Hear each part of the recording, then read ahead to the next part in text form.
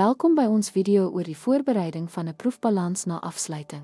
Hierdie noodsaaklike rekeningkundige proses verseker dat alle grootboekrekeninge akkuraat gebalanseer word nadat sluitingsinskrywings gejoernaliseer en gepos is, wat die weg baan vir die volgende finansiële periode. Die proefbalans na afsluiting sluit slegs permanente rekeninge in, soos bates, laste en ekwiteit. Hierdie rekeninge is noodsaaklik aangesien hulle na die volgende rekeningkundige periode oorgedra word, wat kontinuïteit en akkuraatheid in finansiële verslagdoening verseker. Die primêre doel van 'n proefbalans na afsluiting is om bevestig dat debiete gelyk is aan krediete.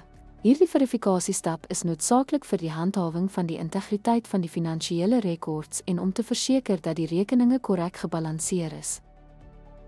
Deur 'n proefbalans na afsluiting op te stel, kan rekenmeesters verseker dat die boeke akkuraat en gereed is vir die volgende rekeningkundige periode.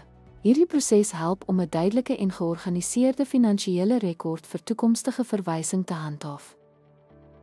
Dankie dat u ons video oor proefbalanse na afsluiting gekyk het. Hierdie proses is noodsaaklik om die akkuraatheid van finansiële rekords te verseker en rekeninge vir die nuwe finansiële periode voor te berei.